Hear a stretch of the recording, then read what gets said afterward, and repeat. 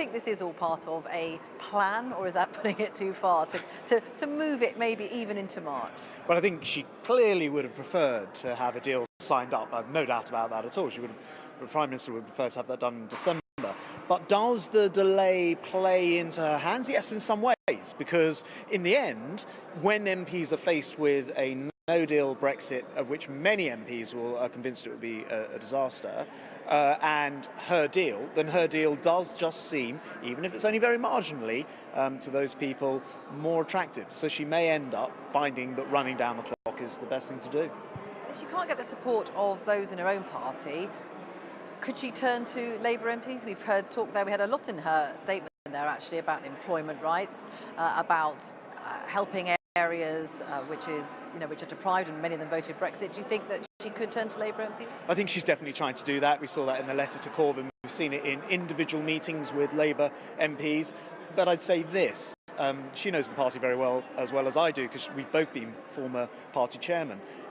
The party could react badly to her winning this vote off the back of Labour MPs whilst Conservatives stay away from the vote.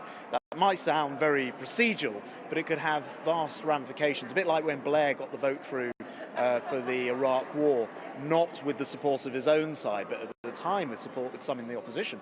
So it's a dangerous strategy for her. And there are things which I think, perfectly legitimately spark alarm bells. I was saying yesterday, we want to help the most vulnerable people in society. You do that by making sure everyone has jobs. We have the most number of people in this country as a proportion of our population employed, very, very low unemployment, half the level of France, half the EU level. And we've done that by having labour markets which we made more flexible during those coalition government years. Now she's suggesting, look, we'll tighten that up, we'll pass different labour laws, and she could therefore appeal to perhaps 20 Labour MPs with something like that, but then end up losing MPs from her own side who say, no, we want to make sure unemployment remains low, we don't want to go down that route. So she's got a very tricky path to follow.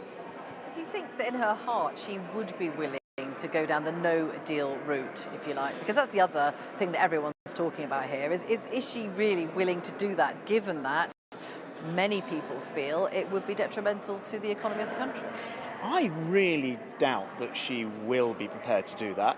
And yet, every indication is that she has ruled out so many of the things that, for example, customs union, free movement of people, etc., that if Parliament were trying to push her against, if you like, her own red lines, then in the end she might say, okay, actually, we would be better leaving without a deal.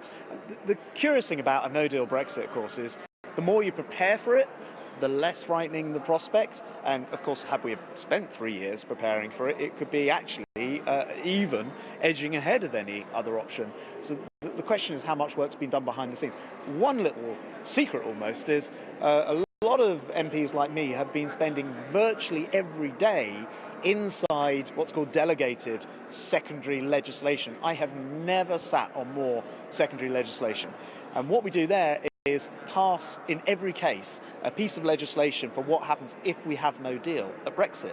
And these are going on in their dozens, in their hundreds. So actually, the country at a sort of legal level is a bit more prepared than most of the public realise.